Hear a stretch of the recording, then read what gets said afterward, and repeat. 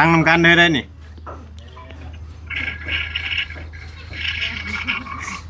สิเข้ามาอยู่บ่อ๋อเปิดคลิปแล้วเดี๋ยวนี้นะตอนนี้ก็เปิดคลิปถ่ายคลิป ปลาต่อพี่น้องเอ้ยโอ้ยเนาะเป็นที่ได้น้องความรู้สึกดีใจเบ็ดบ่คิดบ่ฝันเนาะแม่นบ่คิดบ่ฝันว่าสิได้มีดินเป็นของเจ้าของพี่น้องเอ้ยเนี่ยพี่น้องเอ้ยนะทางน้องโอย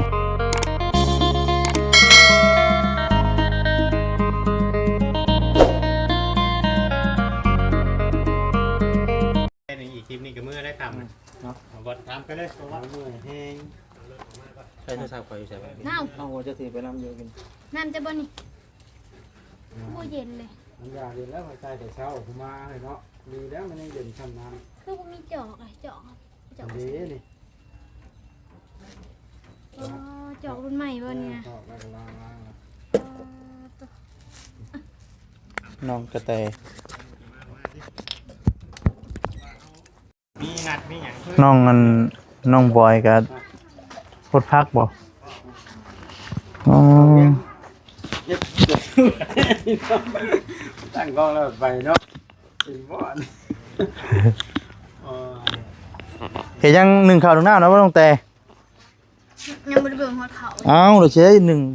อันนั้นใช่ทุกข่าวแรงเห็นยังกินจะแรงนะ คุยสัญญาได้ก็บอกยังนะ ใช่ใช่ รีวิวบางเพื่อนปลาแก้วกัน เด้อ คงเพิ่นอยากเมื่อเลี้ยวรถเลยได้ ใช่ เจ้าหั่นแล้ว เดี๋ยวคำนะเนาะ เราเบ้าว่าสิเข้ามาเนาะ เข้ามาเบิ่งเรื่องดินบ่ ถ่ายแล้วมาวันละชายก็แต่ถึง อยู่ค่ำนี่ ก็แต่4 โมงผู้ละเช็ดมา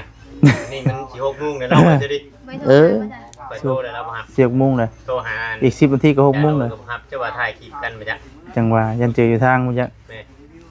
การด้วย เพราะว่าจะโดยกับบ่เองเด้บ่เล่า ใช้ ไป งานแต่พวกนี้เนาะ ยังถ้าให้เบาแซนใส่งานก่อน โอ้เนาะกูเป็นยังบ่แหละ ลองดูน่ะ เรียบร้อยเนาะอันของน้ำเนาะใส่ก้อนมันยังเรียบ ไป ร้อย เด้อเนาะสบายดี ยังไม่ได้เข้าเบิ่งเลยไปสำรวจงานมึงดูอ่ะเสร็จดูเนาะ ติดเบิ่งข่อยกับท่านได้เบิ่งได้ว่าเพิ่นใส่ก้อนจะยังได้บ่ข่อยเห็นแต่เพิ่นใส่อันยวงนั่นแหละตอนน่ะทั้งเทื่อเข้าไปบ่มีก้อนบ่กล้าคือจังนั้นเนาะบ่ใช่ น้องโอ้ย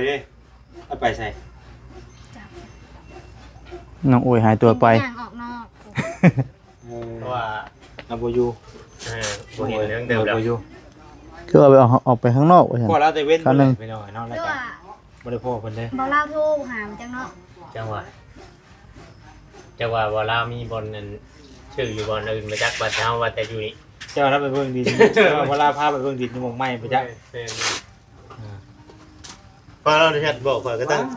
เบิ่งอยู่หม่องแถวใกล้แถวไกลเพิ่นบ่จ้ะเราอยู่นอก คือ ทา ว่าง เห็น ด้วย ที่คือว่าเห็นผู้บ้านมาหัว แม่นที่นี่มัน เอาตะนางนั้นเราบอกกินข่อยถามเพราะว่า เรื่องเรียกอะไรบ่ คือเอาไปใส่ไปจังเลยนะ บรรยากาศยามแรงๆพี่น้องอยู่บ้านน้องแต่กับประมาณนี้น้องบอยเป็นกับโคตรพักโคตรยาก ถูกต้องขยันขันแข็งนะเนาะสิได้เป็นพอบักหำน้อยได้ โอ้ที่พื้นก็เลยงามหน่อย แม่น ของ แต่ว่า ครัว เฮ็ดอันของครัวอีกกัน ห้องครัวกับหม่องนอนเนาะ แต่ว่าเบื้องนี้เพิ่นใช้แต่หน้าต่างบ่เพิ่นว่า ใส่หน้าต่าง แต่ทางออกนี่เป็นทางออกไปทางของน้ำพุ่นทางเดียว คุณเขาทาง ของ นึ เพิ่น ง เนาะ ทางนี้นะเฮ็ดดูแบบใส่หน้าต่าง เพราะว่าน้องแต่เป็นกับต่อไปพี่น้องก็ยังจะได้พาแกงพาขาอีกอยู่เนาะเอาเล็กเลี้ยงออกอีกกันนะ ที่หน้าพุ่นแน่บัด ไปให้สิมีเงิน บักหำน้อยบ่ ไปเนาะ เป็นทางได้โคตรลูกก่อนอย่างเร็ว เร็วพุ่นแล้ว เก่งแห้งพุ่นแน่บัด ตัวเลขมองนัดว่า6เดือนเนาะวันนี้ก็ขึ้นอยู่กลัวอยู่แล้วบัด โอ้16 เดือนพุ่นแล้วบัด 16เดือนบ่ ปีปลายพุ่นแน่บ่จะ แม่นพุ่นแล้ว รอลูกกันนี่9 เดือนนะเนาะอยู่ในท้อง เดี๋ยว9 เดือนอีกวันนี้ เฮาสิเก่งแห้งอีกเนาะ เพื่อสิเก่งแห้งกับผู้ว่าเป็นหลายเดือน เกือบเช้าเดือนพุ่นแน่ พุ่นแล้วเพื่อสิเก่งแห้ง เพราะว่าเพื่อเจ้า ตั้ง เก่งแห้ง ใจเอาบ่หรือว่าลงบุ เขาลองไปกินยาเลย บ่ได้กินยาบ่ ต้องกินยาคนไทยกินยาเลยเรื่องเป็นแดงแบบมันจ่อย แค่ ยาแบบแห้งเขาแล้วนะ ส่วนหลายคนอยู่ไปหน่อยเนาะ บางคนก็เว้าง่ายๆบางคนก็ต้องเปลี่ยนาะ เปลี่ยน พอใช่ เปลี่ยนยี่ห้อ เปลี่ยนยี่ห้อบางคนแต่เมียก็ยังเปลี่ยนช่องยังเถื่อนแล้วเปลี่ยนยี่ห้อยา โดย ให้ลูกให้ผัวได้คุมเอา ต่อลายแบบนี้ จัง นะ ได๋ ผัวคุมเอาเด้อ อันนี้คิด ผัวคุมแทนก็ได้ ได้ แม่นบ่ ในนี่เลยคือว่าได้ยินบ่เตียงไปสัมภาษณ์ ฮะ สัมภาษณ์พี่ก็เคยเบิ่งอยู่แล้วว่าเราให้ผัวเราคุมเอา ผัวคุมเอาเอง คุ้มแบบได้เลย งานหน้า ก็จะอธิบายอีกนี่ บ่มีหลายคน ถามว่าผู้ใดผู้อยากให้ลูกเป็นแม่กินยาคุมนะเขาต้องคุมเอ เอง กแหละตั้งเถื่อนพอเราอยากไล่หักแต่ว่ามันแบบมาถึกกับจังหวะนี่ชื่อนะเดี๋ยวนี้ แต่มันมีวิธีน่ะแต่ว่าเขาก็บ่อยากว่านี่ มันนั่นถือกับจังหวะที่เมียนี่ยังมีเด็กในขาซื้อจริงๆก็บางคนเพิ่นก็นั่นอยู่หักแต่ว่ามาถือกับจังหวะนี่แหละเพิ่นเป็นห่วงเนาะ โดย ว่าเอาปกติก็ได้อยู่บ่เป็นหยังเนาะ โดยผู้บ่บดยังนะ บ่ว่าหยัง สำรวจแล้ว ตำรวจแล้วตำรวจ แต่ว่า พื้ เลิ น ก ที่ นี่จักบ่นี่จักสิเชื่อเนาะ ก็เล่าว่ามันนั่นคือว่าฝั่งตรงข้าม คือว่าหันหน้าใส่กันเหมือน ฝั่งตรงข้ามคือจะเมนบนมาวัดยืนนี่แหละ 60,000ดิน้องเอ้ยก็ว่าอยู่แหละ นี่หานอนระบาดนี่ แล้วว่า60,000นี่แหละบางอันตอนที่สัมผัสน้ำกันบัดถามก็ยังไม่ บ่สลีเฮ็ดคือบ่เห็นนี่เลยก็เฮ็ดคือบ่เห็นอยู่คลิปตอนตัดคลิปน้องเตเฮานอนเพิ่นได้เลยนี่เลย เป็นหยังมันเด้อปกธรรมชาติ เพราะว่าเดี๋ยวมันมีไว้นอนพักผ่อนเป็น เป็นนี่ได้คือว่าไปนอนพักผ่อน มันเหนื่อยกับมันร้อนนี่ เมื่อยในตนในโตนี่บ่ ก็อีกตอนนี้นั่นอีก ธรรมดาเลยเด็กคนท้องคนใส่น้ำมือให้สิเพลีย ชีวิตเนาะ ให้สิลอยไปแล้วเพราะว่ามัน ตอนเช้าเลยขี้คร้านลูก เพราะว่า ซื้อเพิ่มอีก พอมันมีเฮาจากผู้หนึงเป็นสองแล้วบัดนี้อยู่ในท้องอยู่ใน แม่ เอาอีกเด้ ตามพื้นที่อ่ะคือว่า มันก็สิอ่า อยู่กับทางผู้รักผู้ใหญ่เพิ่นนั่นแหละ ผู้พี่น้องทางน้องบอยแล้วก็ปลูกหน่อไม้ผู้ว้าใส่ทนๆอยู่เนาะ เอาบ่มีงบบ่ได้ครับ ปลูกหน่อไม้ มาปลูกไม้เนาะ ปลูกอาบังมาแล้วบ่ถ่าน้องโอยพี่น้องเนาะถ่าน้องโอยกับตั้งกันเลยโดจะได้ทางนำกันเลยได้นี่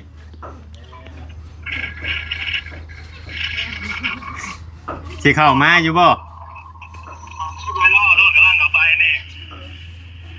อ๋อเปิดคลิปแล้วเดี๋ยวนี้นะ ตอนนี้ก็เปิดคลิป ถ่ายคลิปอยู่ โอ้ยอย่าไปช่วยเห็นไว้นี่ โอเค กำลังเข้ามา นี่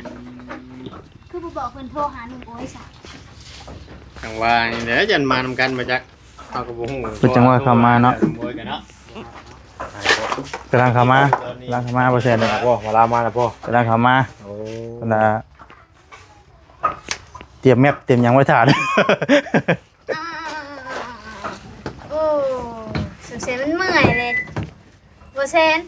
มันเมื่อยเลยค่ะตั้งกล้องจังเดๆมันไหลลงอ่ะเดๆยังไหลอยู่ค่ะตั้งกล้องบ่แซนเมื่อยอ่ะเสร็จ จบ ของเราเราใส่เรื่อยเด้เราใส่ดึงขึ้นเรื่อยเดี๋ยวแล้วมันก็เลยลอย อันนี้บ่ค่อยได้ดึงขึ้น ฮะมาน่ะแม่ว่าเราสิมาแทกดินเนี่ย มีเงินน้องดำบ่ คูณ เป็นน้อง น้อง คูณ ดำมาแล้ว คือน้องดำนะบ่น้องคูดเพิ่นน่ะ อ่า โอ้จักเด้แน่เนาะอันนี้บ่จัก ว่าแม่เป็น อยู่ใกล้บ่เพื่อนน้องคูณน้องดำ ทางออก อ๋ นี่ อ บ่แซนเราบ่จักแนวถ่าย เนี่ยพี่น้อง อ่ะ เนาะ รอก่อนพี่น้องเอ้ยเนาะก็สิประมาณนี้เนาะถ้าทางนั้นบ่าวเรามาก่อนพี่น้องเอ้ย อยู่ในช่วงไหน อ้าวพี่น้องเอ้ยเนาะทักทายสบายดีเด้อพี่น้องเด้อเนาะสบายดีคนพี่น้อง FC เนาะหลังจากโดยสบายดีหลังจากที่วัดที่ดินมาแล้วเนาะพี่น้องเอ้ยน้องโอยเฮาก็อดบ่ลนทนบ่ได้เนาะขุดห้องน้ำอัน ขุดบ่อปลาพี่น้องว่าจะว่าห้องน้ำขุดบ่อปลาขุดบ่อปลาต่อพี่น้องเอ้ยโอ้ยเนาะเป็นที่ได้น้องความรู้สึก ดีใจ ดีใจอ๋อเบ็ดบ่คิดบ่ฝันเนาะ แม่น บ่คิดบ่ฝันว่าสิได้มีดินเป็นของเจ้าของพี่น้องเอ้ย ข้าวนี่เฮ็ดข้าวนี่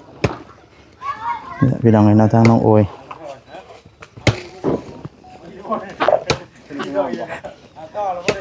ฮะ ยับไปเด้อ โอ้ยอย่าหมกจกเนาะ ยกรอดได้บ่ เนาะอย่าหมกจกรอดครับเป็ดคือได้ข่าวดีมากแต่คุดจกคุดอันดินก็คืออ่อนเนาะหนูนุบลง ทุกมื้อเดียวก็ได้นี่ พนักเอ้ย ยัดอันนี้บ่ โอ้ยันรุดเด้คล่องเนาะเพลงเนาะโอ้ยพี่น้องเอ้ย โอ้ตัว อ่า บ่แซนสิเมื่อปลาเลยครับ หืม ทีมจะว่าอีกเลย เราเมื่อไรว่าผมเมื่อดอกเราเสียน บางทีมไว้ก็ค่อยๆทอดไปก้านตะแลง เชื่อไปก้านบ่เฮ้ยฝนสิตกบ่แดงเนาะโอ้จะ โอ้ตัว ตัวพี่น้องเอ้ย แข็งว่ากลาง ดีใจนำทางน้องโอยเพิ่น กันเนาะอันนี้กูจะสิตายบ่มันบ่งามจำเบืองน่ะ ขุดหนองนาอันบ่อปลา ปิ้นคางถ้าเองคือบ่ตก เสียอีกบาทหนึงนะแม่นพอแล้วบ่นี่ ส่วนนี้เบิดเกิดปัดอีกหมากนึงคือจบเลยไปพ่อ อืม จะได้คืออาหารเลยแหละ โดยมุง ย่างอยู่พื้น มุงเอาพี่น้องเอ้ยเนาะ โอ้ อืมมื้ออื่นนี่ไปทางไหนบ่น้องมื้ออื่นนี่บ่ได้ไปไถนาทางไหนบ่มื้ออื่น จักจะบ่ได้ไปดอก อยู่นี่เนาะอืม สลีจางแล้วลูกเนาะแม่น ฟังเบิ่งมีงบก่อนค่อยๆสิจ้าง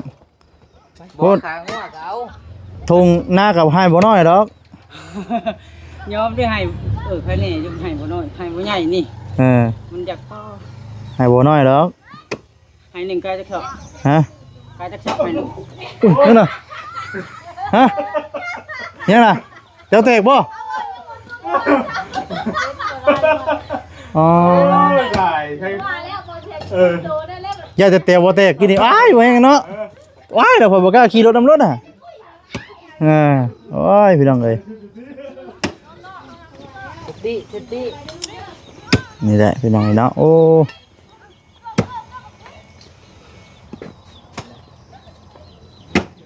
โอ้ขุดแล้วก็ส่วนเนาะบ่แรงเอาให้แล้วบ่บ่แรงนี่เอาแล้วเลยโอ้ยอย่าว่าฝนตกห้ำมาใส่แต่บ่ได้ปล่อยปลาเนาะ แม่นเด้ อืม ต้องทำไม่ใช่แบบพอดีปล่อยเลยนะ ปล่อยเลยบ่ โอ้ตื่นแล้วเนาะ โดยพี่น้องเอ้ยเนาะนี่ก็ขอยคำยำแรง เอ้ยเนาะ สวัสดี โอ้ย ดีใจ พวกอีดอเนาะ โยแล้วดีใจได้ดินไหม้รถโอ้แล้ววะ เพิ่นมาตอนแรกดินรถก็ แม่น พลังมาเต็มเลยบัดนี้เนาะ เมนเต็มเปียงเลยเบ็ดเกินร้อยนะเกินร้อย เหมือนกันเลย เติมน้ำมันก่อนดิ เอาซ้ำมือก่อน จะเอาไปใช้ดิเนาะ ไว้วางรถนี่มันต่ำพอดีถือโอกาสชนะเลิศเลยมันเดือดเลย จะเอาไปวางแทนบ่ แม่น นี่เด้อันโทมมองหน้าขั้นใดมันก็กล้วยเจ้าน่ะ อันแรกมองหันเลย ใส่มองหันแล้ว จะไปกอดกันเนาะบัดนี้ทำไมก่อนนะ เอาจะเป็นยังกับชุกไปชุกไปเทมันปกก็กล้วยฮะ ไม่ค่อยก็ได้เดี๋ยวสิให้เมื่อไหร่ก็ได้ เตรียมเอาดิเบลมาบ่ หาได้บ่นี่ ฟูกองทรายฟู มองมันปล่อยปลาคือยังไงโอ้ย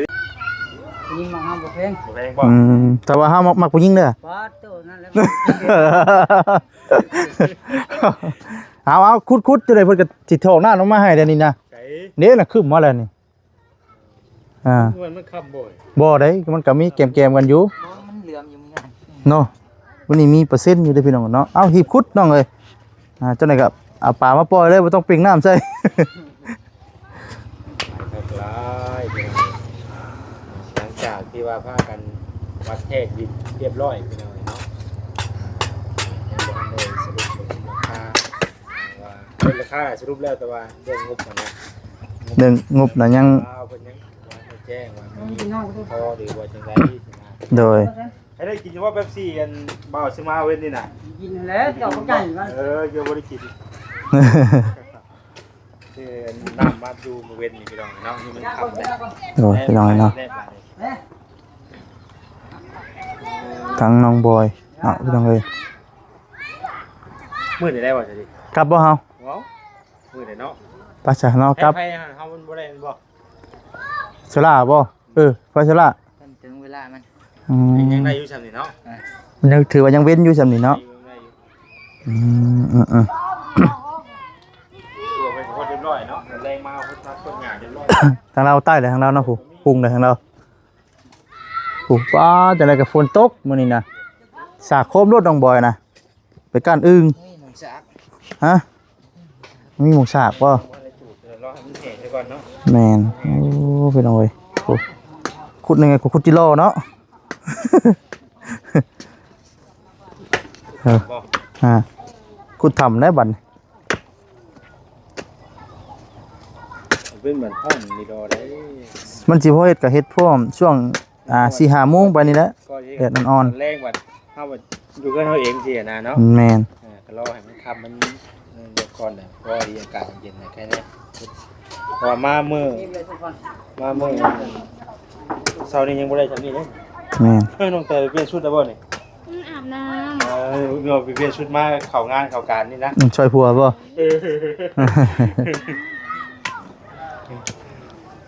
เปลี่ยนชุดมาเข้าการโอ้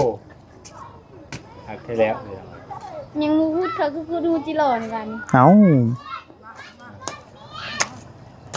เราอันนั้นเด้ แซมสอมแซมข้าง พวกนี้เสมอเด้ ตอนแรกว่าสิเอาจอมลงแล้วอย่าว่ามันตื้นมันได้น้อย ยันปาตีกัน โอ้ขี้เงี้ยตีกันเว้งเนาะ เขาต้องเห็ดบางหนึ่งลึกบางหนึ่งตื้นเนาะ จะลุกบ่ แต่ลูก ถูกแทกเลยเนาะบ่บ่ได้สิฮอดเนาะจั จับแม่แทกเลยอยู่ 3 เถื่อไปจักแทก อายุดินมันอ่อนเลยเด้ฝนตกห้ำเลย มันเล่นกับห้ามนมอีกก็โอ้เนาะ อย่างนี้มันนี่ก็ขึ้นก็บนที่ตก เด้นี่คือมาเล่น เหมือนว่าได้มือได้เขาสักเขื่อนคนไม่ปีดตก น่ะ อยากเอาเครื่องรถเนาะ เพิ่นอย่าว่ายังน้องเตซักบ่ร้อนเด้บ่ได้ซักเติมอีก โบแล้วน้องไปเสียงสักบัดนี้ ไปพี่น้องเอ้ยเอากาสิประมาณนี้ ก็ยังมือวางงามมาต่ออีกคัน ปอผลสิมาเลยน่ะบึ้มมาเลยน้องโอ้มาเลยโห แม่นดี ปลาเด้อ บ๊ายบาย แต่ เก็บไหมเครื่องกันนะเก็บไหมเอาดีบ่ได้เชื่อบ่อ๋อจะเก็บสิผลมาเลย ชิงลม โอ้ ชิงลม แม่นบ่ ชิงลม น้องโอ้มา 7 บาทนี่เมื่อบ่ได้เฮาบาท ว้ารถใหญ่เมื่อมาได้ได้ เอ้าเราเดี๋ยวมันถ้าฝนตกแห้งบ่กล้าขับออกคือกันเลยเนาะเดี๋ยวมันอุ้มรถไปได้ซะ อืม พอสินอนตรงนี้มันเย็นอยู่ บ่มีผมให้บรรดาตัวเด้อหาผมบ่มีเนี่ย เนาะ เสียงลมปลอบใจตัวเองนี่ โอ้พี่น้องนะคือผ้าเพิ่นพลมาเลยเนาะ มันผัดกบอย่างนึง มึงไงพูด โอ้โอ้ 7 บาทนี่คืออะไร พายุเข้าเนาะปลาสะเฮาก็กลับก่อนบัดนี้เนาะให้ทั้งน้อง ดีบ่บัด ครับ นี้ ดีได้ น้องโอ้ยน้องบอยน้องเพิ่นน้องเตเพิ่นพักผ่อนเนาะ ไปครับผมเด้อน้องเด้อสู้ๆ สู้ๆเด้อคุณอันพ่อปลาเจ้าบ้านนี่สิกลับก่อนลมพายุมาเด้อพี่น้องเนาะโอ้ตัว กลับป้ากูเด้อโอ้ย โอ้พี่น้องเอ้ยโอ้ตัว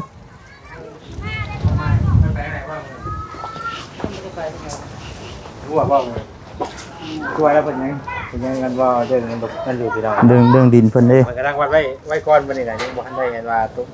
ในไว้สรุปแล้วอะไรกัน ยังบ่สรุปว่ามีงบครบแล้วบ่ในวันใดๆนะ สรุป เราติดตามนํกันพี่น้องเอ้ย เป็นมืดได้น้องโอ้ยก็จนมืดน้ำกันเนาะ ไปเบิ่งไต่ไฟใช่กันผู้อ๋อแจ้งได้บัดนี้ ไปได้โทรศัพท์เรียกว่า เป็นดีบ่โทรศัพท์ โทรศัพท์ทั้งมาหลายจังบ่ฮะเนาะสาวทั้งมาหลายจังเนาะ นะ บ่มีบ่ มีอยู่หัวร้าย โอ้ เนอะมีอยู่บ่หลาย เดียวอะไรอยู่ บ่ได้หลายใจนะแต่เรื่องคู่มันหลายคนว่าซั่นเนาะ แม่ผู้เบา ผู้บ่าวก็บ่แปลกเนาะพี่น้องเอ้ย แน่เนาะ แม่นคือเฮานี่บ่ได้เนาะหูขาดเลยเนาะ แค่เดี๋ยวหูขาดจ้ะ ฮะ มันก็สิเป็นตาย่างอยู่แหล้ว บ่ได้บ่แซ่ เอ้าโอ้ เอา จองได้ยัดจะบ่มา 60บ่แซนเลย มาจำบ่ ข่อยก็บ่กล้าขายปานใดได้เบิ่งไหม บวมเลย ระ เนาะ เบิด มึงไงมันบวมไปเลยพี่น้อยมึงไงน่ะนี่มันจะมาเป็นนั่นแหละนะ พาเดิมพาดังมาเนาะโอ้ ไปก่อน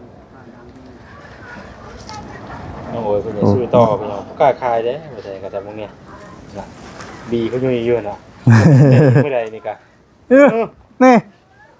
มือแล้วบัดนี้เพิ่นจังเจ้ง ในเวลาเพิ่นน่ะเนาะ แม่น